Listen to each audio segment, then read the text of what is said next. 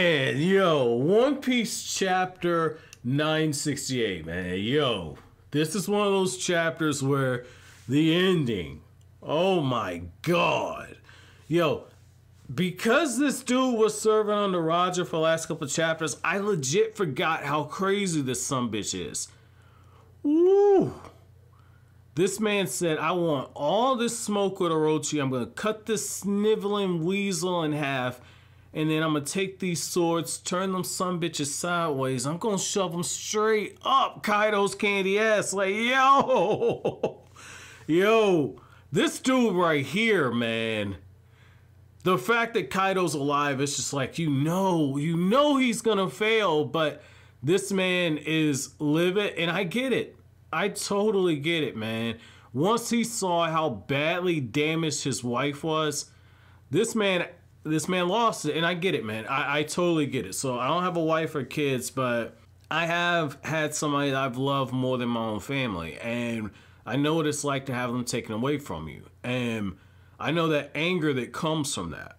And so when you see this shit right here, and you see how pissed off he is, I can understand where that rage is coming from, because it's one of those things to where nothing can explain how infuriating it is when somebody harms somebody that you care for. Most of all, when you aren't there to actually protect them yourself. And so for this man, this was this man saying, I'm fighting for my family's honor, but I'm also fighting because you disrespected me by harming somebody I care for. And so I thought that, this man coming into a rage like that totally makes sense. And I'm very glad to actually see it, because, with the shonens, you typically see it like with the children get into rage modes and the teenagers get into it.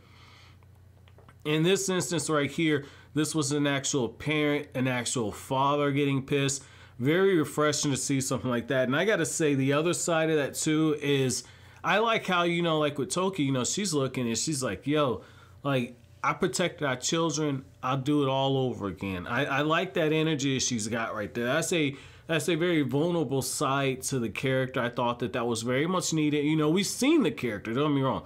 We've seen it, but it's also one of those things where it's just like, you look at it and you kind of understand that, okay, this is the route that Oda's going to go here to get Oden over in what's essentially Oden's final act. And I'm okay with that. I'm okay with that, because at the end of the day, we know that Oden's story is going to end as a tragedy. So I'm okay with that aspect of it right there. But, it just says a lot that, like Toki, during the time that this man's gone, she's going through and she's repairing the man's reputation. Like, that's love right there, man. Like, get you one like old Toki, man. Get you one like her. Like, she is out there singing your praises, doing everything she got to do to get your name back right. And she's like, look, when my husband returns, we're going to fix all this stuff that's going on here in Wano. It looks bad, but, the first step is him winning over the people. That once the people won over, you take up arms, do everything he needs to do, but, we got this. And I like how, like with Orochi, we see, like, this man has gotten even more treacherous, because during the time that Kinemon and them were going to go raid the castle and everything, the thing that we found out was the fact that Kaido, his men, wouldn't threaten the life of Hiyori and of Momo. This man's gangster. He going straight for the kids. He going straight for the kids right there. And like Orochi's just hiding behind it. Orochi's like, Kaido won't like it. And then the chapter ends off with this dude saying like, oh shit, that's right. This motherfucker's crazy. He don't care.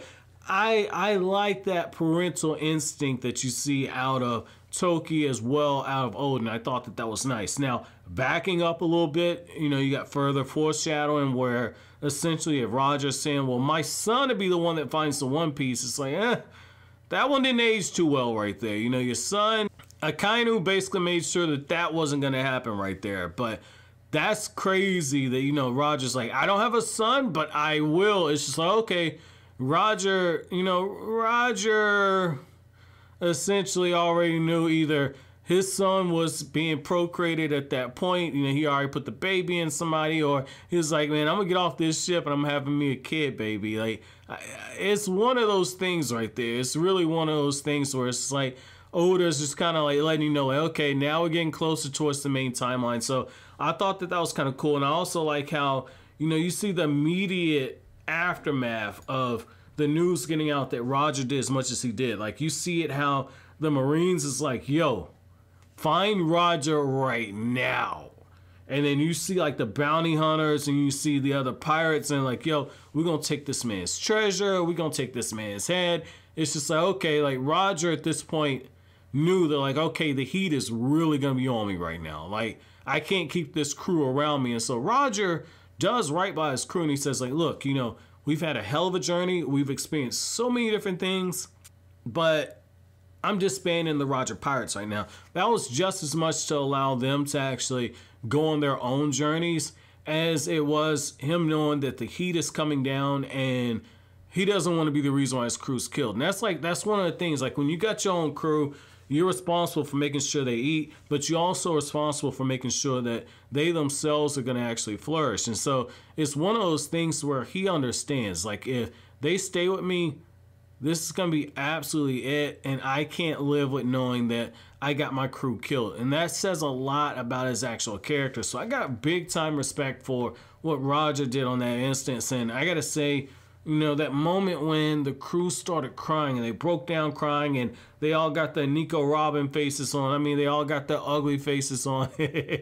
Like, the fact that that's going on right there is just like, damn, this is really happening right now. Like, that's fucking wild. And I gotta say, you know, I also thought it was, you know, kind of cool how, you know, you see how Oden and you see how Roger, they're hearing the voices.